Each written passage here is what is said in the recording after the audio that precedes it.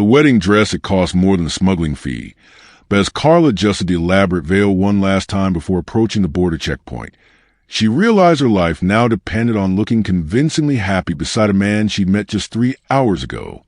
Mateo stood next to her in a rented tuxedo, his nervous sweat threatening to ruin the carefully applied makeup that made him look like a legitimate groom. They were supposed to be newlyweds returning from their honeymoon in Mexico, but the trembling in both their hands suggested something far more desperate than marital bliss. The plan had seemed brilliant when the coordinator explained it 2 weeks earlier in Bogota. Immigration officials rarely scrutinized happy couples crossing borders with proper documentation, especially when those couples looked affluent and celebratory.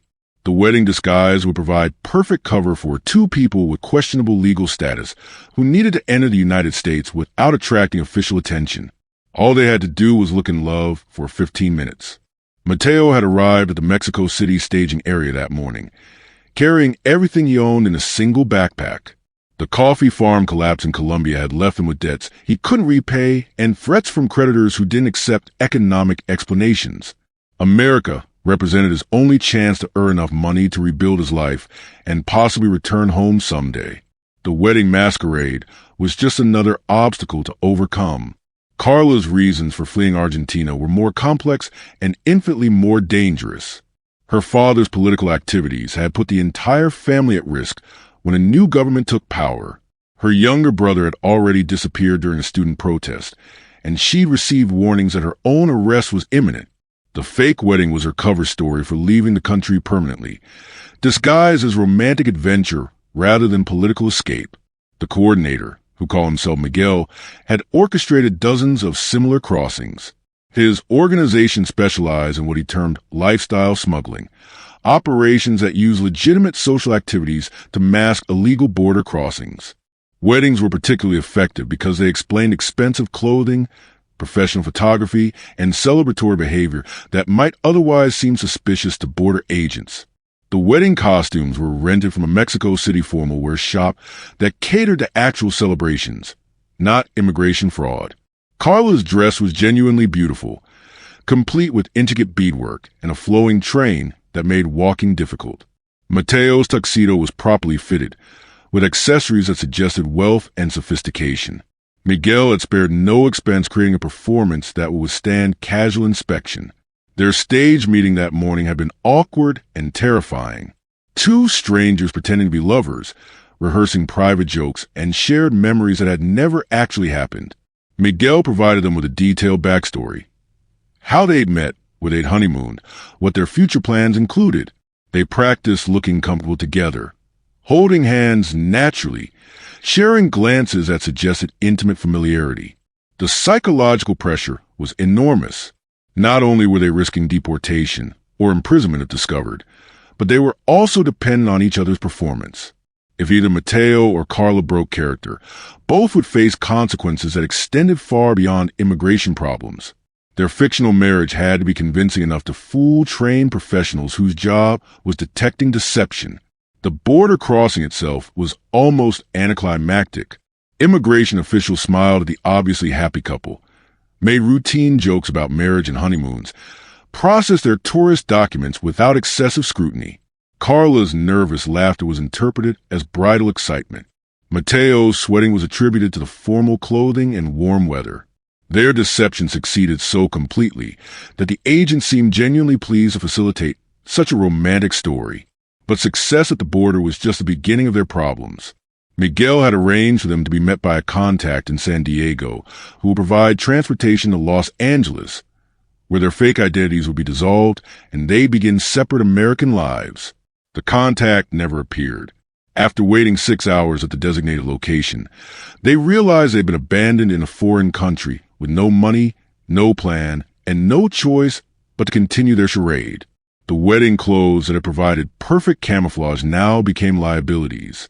They attracted attention everywhere they went, marking them as obviously out of place in ordinary situations. But they couldn't change clothes without risking exposure if law enforcement was looking for a bride and groom who'd crossed the border that morning. They were trapped inside their own successful disguise.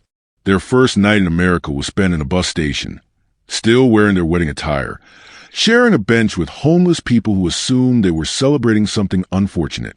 Carla's elaborate dress made sleep impossible, and Mateo's formal shoes had given him blisters after hours of walking.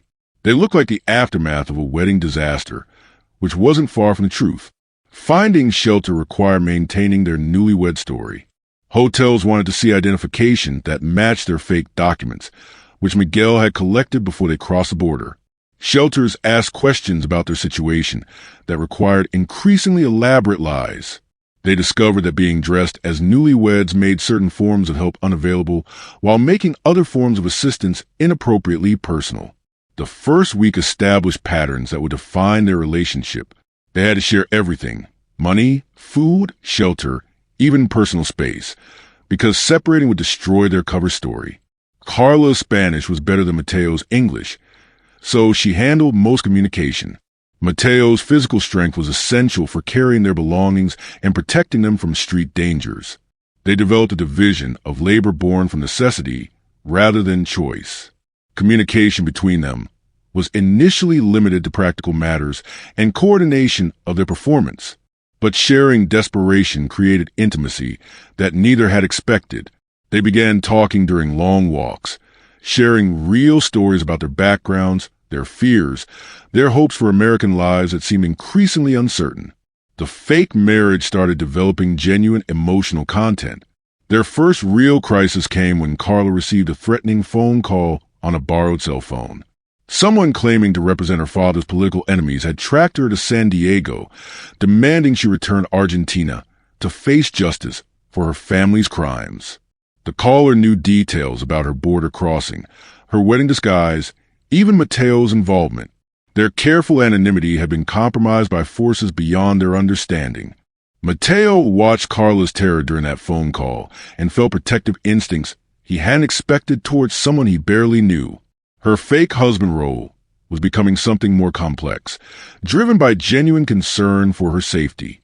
When she explained the political situation that had driven her from Argentina, he understood that returning home would mean imprisonment or worse. Their partnership had evolved beyond mere convenience. The threats against Carla forced him to leave San Diego quickly, but traveling as newlyweds without proper identification created new problems. Bus stations required documentation for long-distance travel. Cheap motels wanted credit cards they didn't have. They were caught between needing to maintain their wedding masquerade and lacking the resources to sustain it credibly. Their solution was to seek help from immigrant communities that might be sympathetic to their situation. But even among other undocumented people, their wedding story seemed suspicious. Why would newlyweds need shelter assistance? Why didn't their family support them? Their explanation, that they'd eloped against family wishes, was plausible but unconvincing to people who'd heard every variation of immigration deception. The breakthrough came when they encountered a priest at a Los Angeles church who was accustomed to helping refugees and asylum seekers. Father Martinez had seen enough fake documents and fabricated stories to recognize deception, but he also understood the desperation that drove people to extraordinary measures. Instead of exposing their lies, he offered them a different kind of help. Father Martinez suggested they consider making their fake marriage real.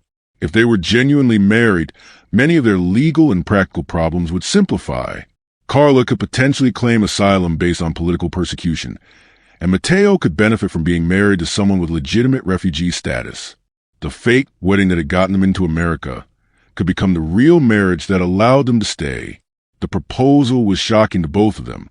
They'd known each other for less than 2 weeks, had been pretending to be married without ever discussing actual marriage, had completely different backgrounds and life goals. But they were also facing deportation if caught, persecution if returned to their home countries, and destitution if they continued their current path. Marriage offered practical benefits that outweighed romantic considerations. Their decision to marry for real was made during a conversation in the church basement, surrounded by other refugees, sharing similar stories of desperation and survival. Neither claimed to be in love, but both acknowledged feeling responsible for each other's welfare. The fake husband and wife roles had created genuine bonds of mutual dependence that might serve as foundation for an actual relationship. The legal marriage ceremony took place in Father Martinez's church office with 2 other refugees serving as witnesses. Carla wore the same dress she'd crossed the border in, now wrinkled and stained from weeks of constant wear. Mateo had managed to clean his tuxedo, but couldn't afford new shoes to replace the ones that had fallen apart from overuse. They looked like newlyweds who'd been through difficult times, which was essentially true. But even legitimate marriage couldn't solve all their problems. Carla's asylum application would take months or years to process, during which time they remained vulnerable to deportation. Mateo's status was complicated by his Colombian citizenship and lack of clear persecution claims. Their marriage certificate was real, but their legal situation remained precarious and complex. The threats against Carla escalated after their actual marriage. Someone was monitoring their activities, possibly through connections in immigrant communities or church networks. The phone calls became more specific, mentioning details about their daily routines, their new living arrangements, even their marriage ceremony. Their hunters had resources and connections that made anonymity impossible. FBI involvement began when Father Martinez reported harassment to authorities, explaining that he was sheltering a political refugee who was being threatened by foreign agents. The investigation revealed that Carla's father had been involved with opposition movements that current Argentine authorities considered terrorist organizations. Her persecution claim was legitimate, but also made her a target for political violence that transcended national borders. The federal investigation complicated their lives in new ways. Immigration officials wanted to verify their marriage was genuine, requiring proof of romantic relationship and shared domestic life. FBI agents needed detailed information about the threats against Carla, including communication with people they'd rather avoid. Their fake marriage had become real, but now they had to prove its authenticity to suspicious officials. Living as a legitimate married couple required skills neither had developed during their weeks of performance. They had to create shared financial accounts, establish joint residence, demonstrate intimate knowledge of each other's habits and preferences. The practical aspects of marriage were challenging enough without the added pressure of making it look convincing to immigration investigators. But somewhere during the months of shared struggle, genuine affection began developing between them. Carla appreciated Mateo's steady reliability under pressure, his willingness to adapt to circumstances he'd never chosen. Mateo was drawn to Carla's intelligence and determination, her ability to navigate complex bureaucratic systems while maintaining hope for their future. What had started as desperate cooperation evolved into something approaching actual partnership. Their asylum hearing was scheduled 18 months after they'd crossed the border in wedding clothes. By then, they'd established a life together that included steady employment, shared friends, even talk of eventual children. The marriage that had begun as pure necessity had developed into something neither could clearly define but both valued. They become genuinely married while pretending to be married, creating reality through extended performance. Carla's asylum was granted based on credible persecution claims and evidence of ongoing threats from Argentine political forces. Mateo's status was regularized through his marriage to a successful asylum seeker. Their legal victory was celebrated in the same church where they'd married for real, surrounded by the refugee community that had supported their transformation from strangers to spouses. But success brought new responsibilities and challenges. They could no longer claim their relationship existed only for survival purposes. They had to decide whether to remain married because they chose each other or because bureaucratic convenience had simply made separation more complicated than staying together. The fake marriage had become real, but real marriage required different commitments than survival partnership. Their story spread through immigrant networks as an example of how desperation could create unexpected outcomes. Two people who'd met as strangers, performed as newlyweds, and married for legal protection had somehow built an actual relationship in the process. Their experience suggested that sometimes the most artificial circumstances could produce genuine human connections. Years later, they still celebrated two anniversaries: the day they'd met and pretended to be married, and the day they'd actually married for legal reasons. Both dates marked important transitions in their relationship, though neither could say definitively when performance ended and authenticity began. Their marriage existed in the space between fiction and reality, built on foundation of shared necessity that had somehow supported genuine partnership. Mateo found work in construction, using skills developed on Colombian coffee farms to build American homes.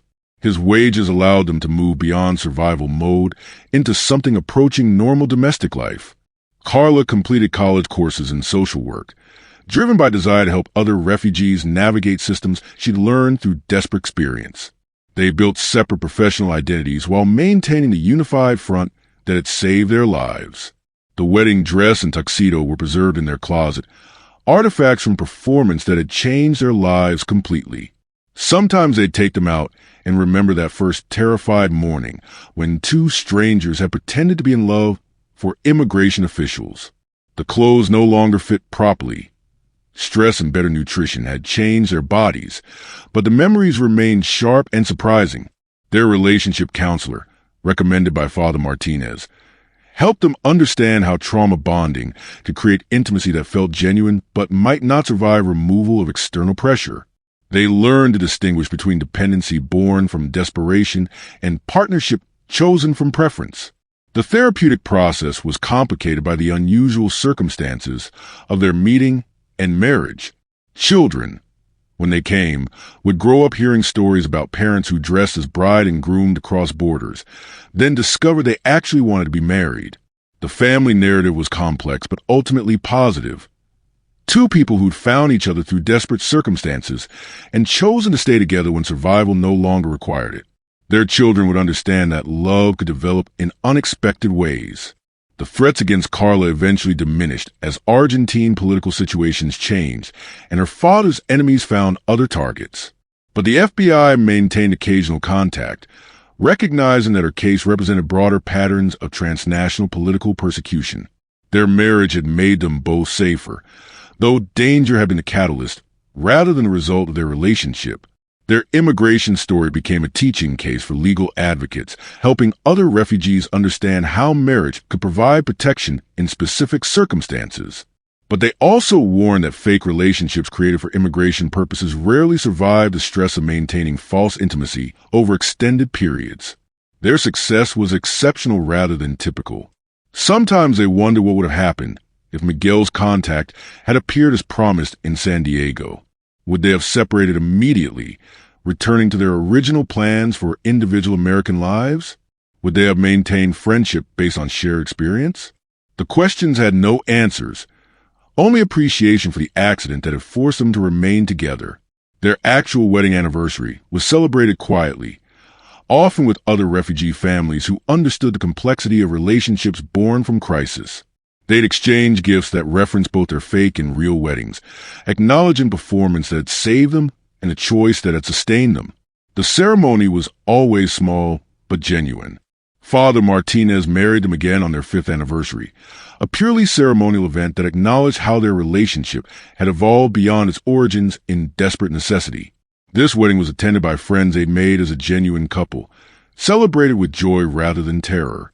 Carla wore a new dress, Mateo a suit he'd bought with his own earnings. The contrast with their original wedding was remarkable.